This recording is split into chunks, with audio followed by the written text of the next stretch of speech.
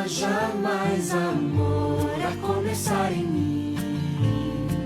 Amor que eu tanto quero ver a começar em mim. A graça e a paz, meu irmão e minha irmã, no culto desta quarta-feira, mesmo de forma online, mesmo distantes geograficamente, mas unidos na mesma fé em Cristo Jesus, cultuar o nosso Deus, estudar da sua santa e bendita palavra e termos um tempo de oração. E para o início desse culto eu quero convidar meu filho mais velho, Samuel, que nesta segunda-feira, dia 14 de dezembro, ele recebeu de Deus um ano a mais de vida. Ele completou 11 anos de vida. E para nós é um privilégio. E nada mais justo do que celebrar orando, agradecendo a Deus. Então eu quero convidá-lo para uma leitura breve, seguida de uma oração ao nosso Deus. Boa noite, irmãos e irmãs. A graça e a paz. Na carta do apóstolo Paulo aos Romanos, em seu capítulo 11, nos versos 34 a 36, a palavra de Deus nos diz o seguinte: Quem, pois, conheceu a mente do Senhor? Ou quem foi seu conselheiro? Ou quem primeiro deu a ele para que lhe venha a ser restituído? Porque dele, e por meio dele, e para ele são todas as coisas. A ele, pois, a glória eternamente. Amém. Vamos falar com Deus? Senhor Deus, obrigado por um ano a mais de vida que o Senhor me deu. Abençoe cada membro da Igreja Presbiteriana Independente de EP. Abençoe a igreja, Pai, por favor. Corrige para mais anos, que ela seja especial para qualquer um, seja adulto, criança ou qualquer outra idade. Ó Pai, abençoe meu irmãozinho Dani, que ele possa ouvir. E abençoe tudo que irá acontecer na vida das nossas famílias, ó Pai, das famílias dos membros e da nossa. Em nome de Jesus, amém. Nós temos um Deus que tem nos amado, tem nos socorrido, tem nos amparado. O coração dele não é semelhante ao nosso. Ele consegue nos ver de uma maneira muito amorosa. Ele vê o nosso próximo de uma maneira diferente da qual nós vemos. Ele consegue compreender o intento do coração do ser humano, homem ou mulher. E para nós é um privilégio nos relacionar com Deus assim. Só que nós temos as nossas mazelas, temos os nossos pecados. E no nosso culto nós sempre temos um momento onde nós apresentamos as nossas queixas, muitas delas a respeito de nós mesmos, os nossos erros pessoais, erros familiares, dos quais nós precisamos nos arrepender e, focados em Deus, depois de receber o seu perdão, caminhar de uma maneira mais leve, responsável, mas muito grata pelo seu cuidado. E para esse momento eu quero convidar minha esposa Gláucia para que possa nos conduzir nesse tempo de oração ao nosso Deus. Boa noite, irmãos e irmãs, a graça e a paz. Vamos ler agora um texto que se encontra no livro do profeta Jonas, capítulo 2, versículo 2, que diz o seguinte: Na minha angústia clamei ao Senhor, e ele me respondeu. Do ventre do abismo gritei, e tu me ouviste a voz. Nós servimos a um Deus que ouve a nossa voz. Às vezes nós clamamos, às vezes nós pedimos. Algumas vezes parece que Deus não está ouvindo, mas Ele sempre está. E na hora certa, o Senhor vem ao nosso encontro e o Senhor nos ajuda nas nossas lutas e nas nossas provações. Eu não sei como está o seu coração nessa noite, eu não sei por quais batalhas você tem lutado, mas eu te convido a se colocar agora na presença do Senhor e clamar para que Ele ouça a tua voz. Vamos orar? Senhor, nós te agradecemos por essa noite, nós te agradecemos pelo privilégio dessa hora de poder falar contigo. Te pedimos, Paizinho, em nome de Jesus, que o Senhor sonde os nossos corações e vê se há em nós alguma coisa que não te agrada. Vê se há em nós alguma coisa que nós precisamos deixar, que nós precisamos abandonar, para fazer a sua vontade e para viver de acordo com aquilo que o Senhor tem planejado para nós. Pai, nós sabemos que as nossas vidas têm um propósito e que todas as coisas cooperam para o bem daqueles que te amam. Por isso, Paizinho, nós nos colocamos na sua presença nessa noite, te pedindo que o Senhor nos lave, que o Senhor nos limpe, que o Senhor nos purifique de todo pecado, para que nós possamos a cada dia estar mais próximos de Ti e mais longe daquelas coisas que nos afastam de Ti. Fica conosco nessa noite, Senhor. Ouve as nossas orações, ouve os nossos corações, ouve o nosso clamor. É o que te pedimos, Paizinho, pelo que te agradecemos em nome de Jesus. Amém. Para esse tempo de louvor, nesse culto de quarta-feira de estudo bíblico e oração perseverante, eu separei apenas um cântico. E esse cântico mexeu comigo lá atrás. Deus usou a vida de um cunhado meu chamado Reginaldo. E hoje esse cunhado, ele vai cantar essa música e eu convido você para juntos louvarmos ao nosso Deus. O amor de Deus é singular, ninguém jamais pôde explicar. É bem mais vasto que o céu, é mais sublime além do véu. A nossos pais que transgrediram, Deus prometeu Jesus, que amor sem par eles ouviram, lindas promessas da cruz. O amor de Deus tão rico e puro, o homem viu, salvou, jamais tem fim, é bem seguro, ao céu de luz eu vou. Se os mares todos fossem tinta e o céu sem fim fosse papel, e as hastes todas fossem penas, e os homens todos escrivães, nem mesmo assim o amor seria descrito em seu fulgor. Ó maravilha deslumbrante, este eternal amor. O amor de Deus tão rico e puro, ao homem viu, salvou. Ó maravilha deslumbrante, este eternal amor. O amor de Deus tão rico e puro, ao homem viu, salvou, jamais tem fim, é bem seguro, ao céu de luz eu vou.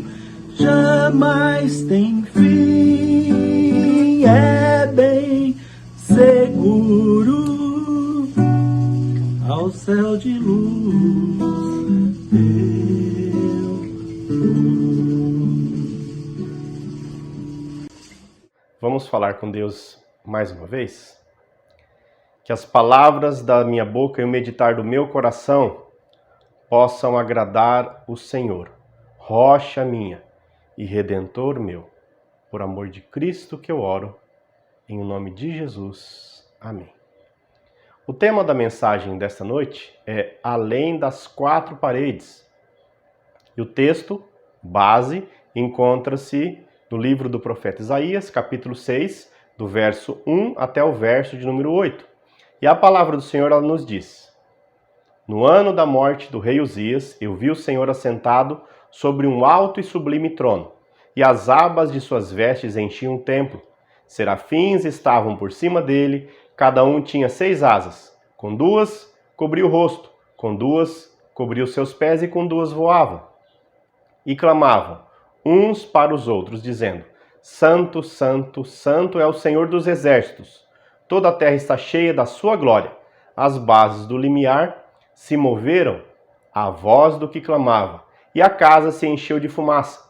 Então disse eu: Ai de mim, estou perdido, porque sou homem de lábios impuros, habito no meio de um povo de impuros lábios, e os meus olhos viram o Rei, o Senhor dos exércitos. Então um dos serafins voou para mim, trazendo na mão uma brasa viva, que tirara do altar com uma tenaz.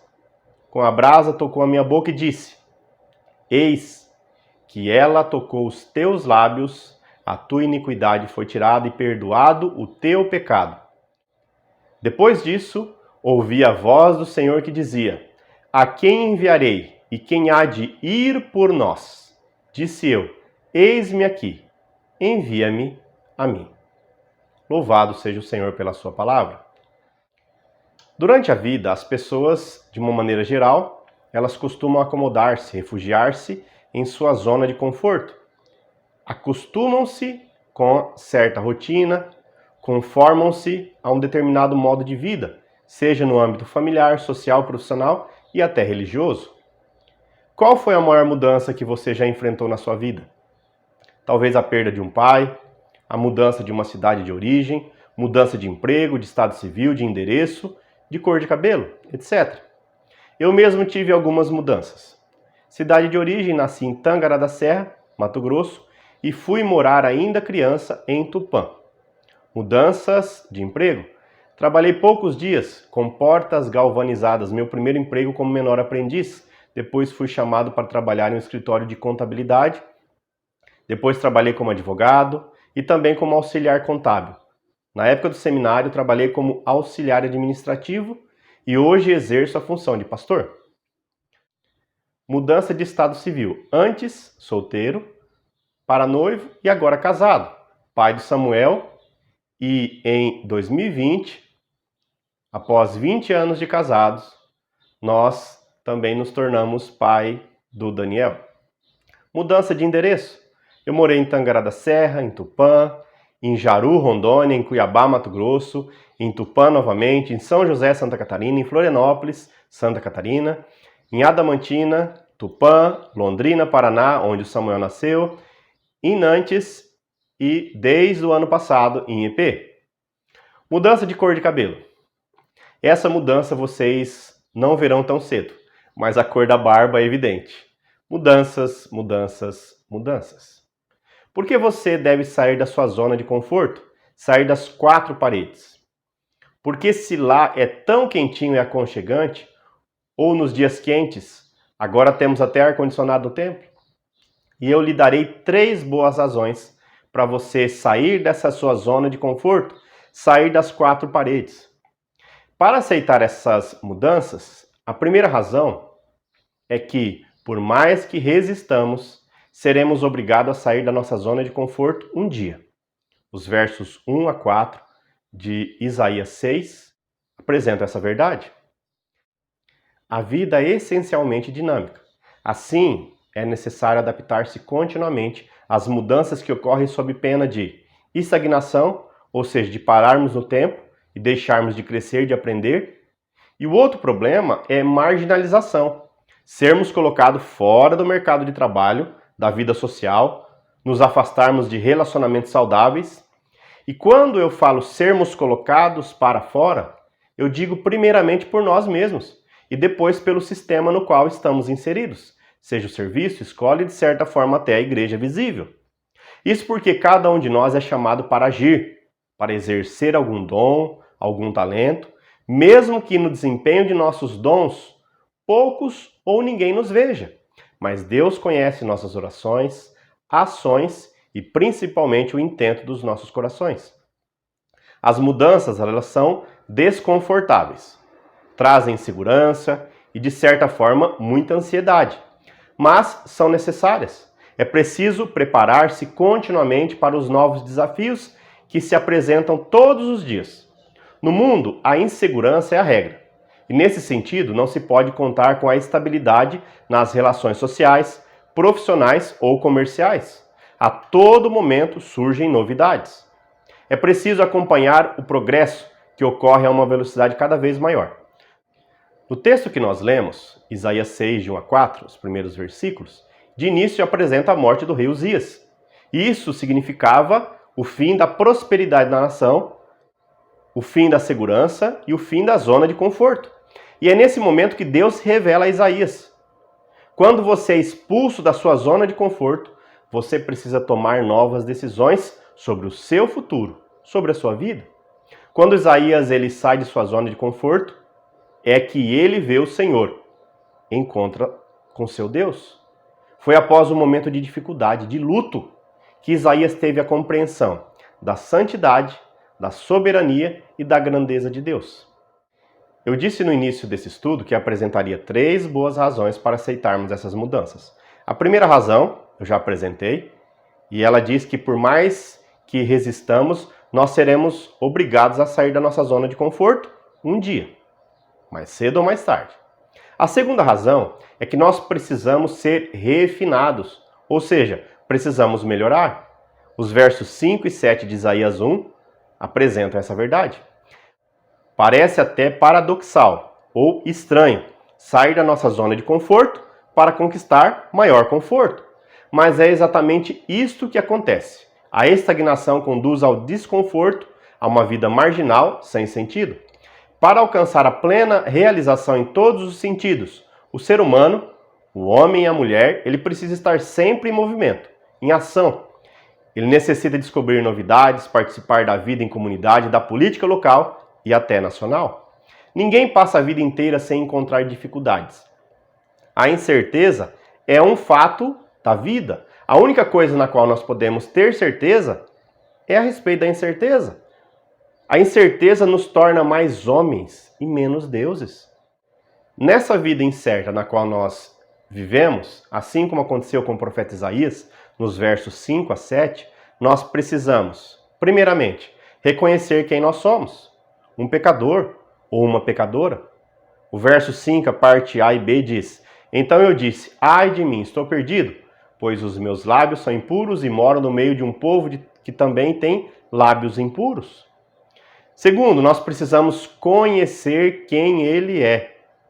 O final do verso 5 e o verso 6 fala sobre a santidade ou a perfeição de Deus. E diz assim: E com os meus próprios olhos vi o Rei, o Senhor Todo-Poderoso.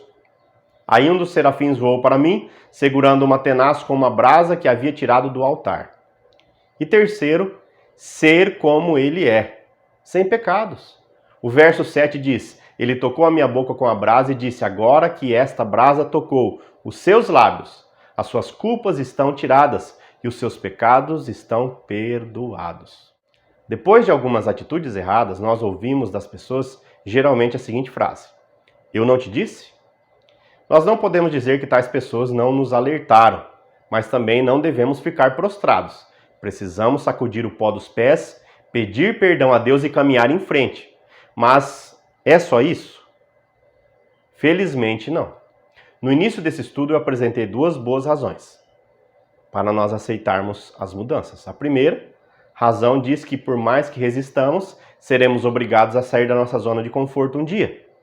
Verso 1 a 4 fala sobre isso. Segunda razão diz que nós precisamos ser refinados, ou seja, precisamos melhorar. Versos 5 a 7 nos ensina isso. E a terceira e última razão para nós sairmos das 4 paredes ou da nossa zona de conforto é que porque somente assim nós seremos plenos. Eu tenho conversado com algumas pessoas que receberam um chamado de Deus. Muitas delas ainda não sabem exatamente qual é esse chamado, mas sabem que tem um chamado. E essas pessoas têm buscado responder ou corresponder de alguma forma a esse chamado. Isaías também não sabia qual seria o seu chamado. Ele precisou, primeiro, ser tirado da sua zona de conforto e, segundo, ser refinado, purificado por Deus na área onde ele achava-se mais fraco, sua boca, para somente depois ouvir de Deus uma pergunta que ecoa ainda hoje: quem irá por nós? Quem sairá da sua zona de conforto e irá enviar a mensagem de salvação? Quem responderá ao meu chamado? Concluindo, irmãos, será que nós temos gratidão suficiente pela salvação providencial que Jesus realizou na cruz do Calvário, pela minha vida e pela sua vida, para podermos agir e responder, assim como o profeta Isaías respondeu: aqui eu estou, envia-me a mim. O verso 8 diz: em seguida ouvi o Senhor dizer: quem é que eu vou enviar? Quem será o nosso mensageiro? Então respondi: aqui estou eu, envia-me a mim. Will Rogers, ele disse uma frase impactante que deve servir pelo menos de reflexão para as nossas vidas. De vez em quando é preciso subir num galho perigoso, porque é lá que estão as melhores frutas. Que tipo de fruto que você tem produzido? Jesus, quando ele chega junto com seus discípulos, próximo a um pé de figo, e não vê nenhum figo ali naquela árvore, será que Jesus ele estava com fome apenas de figo daquela árvore?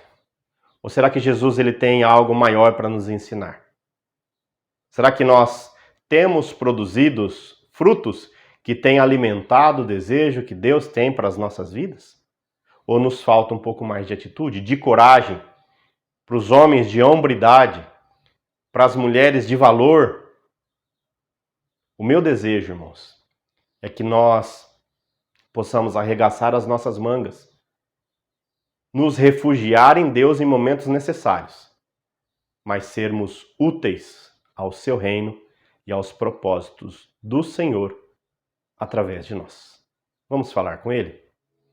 Senhor nosso Deus, amantíssimo Pai, nós entregamos as nossas vidas, os nossos medos, as nossas dores e queremos ser solidários, ó Pai. Solidários à família do Fábio lá de Narandiba, Pai, que faleceu domingo desta semana.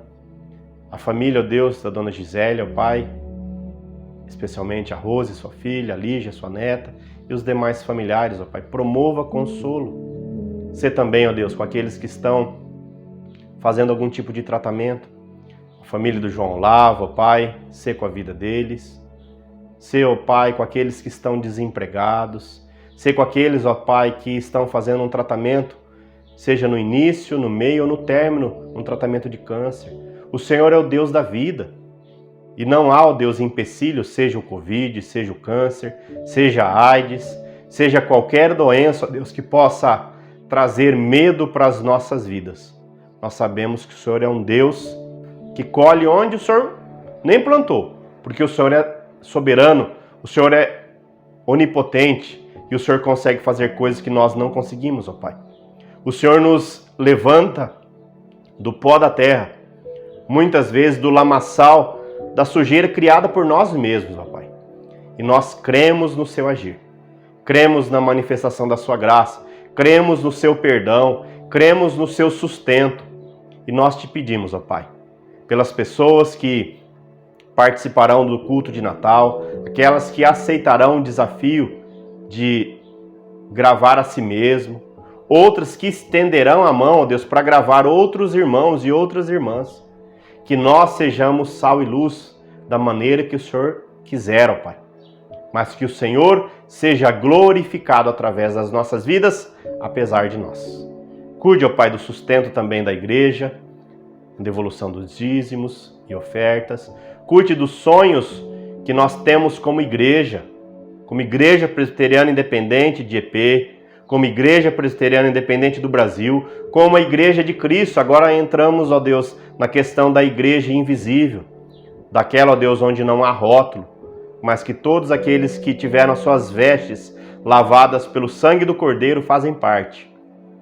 Nós queremos, ó Pai, entregar o restante dessa semana na sua presença, ó Pai. Cada gravação, cada oração, cada cântico, cada dramatização, ó Deus, que sirva, ó Deus, para fortalecer a fé do seu povo, que sirva para que o Senhor seja glorificado, ó Pai, em nosso meio.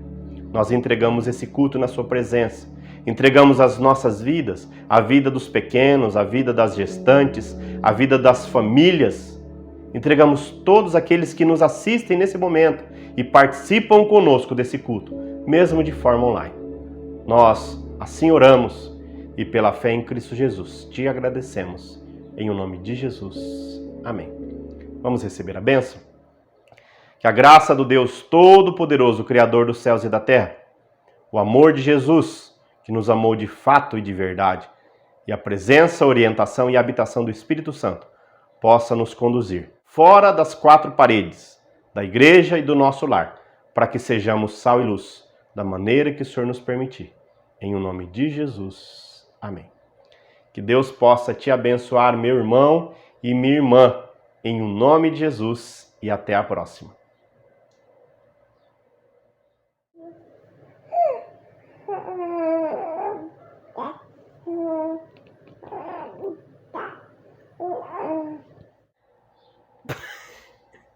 Não, peraí.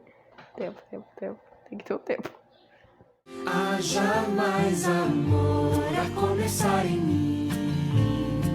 Amor que eu tanto quero ver a começar.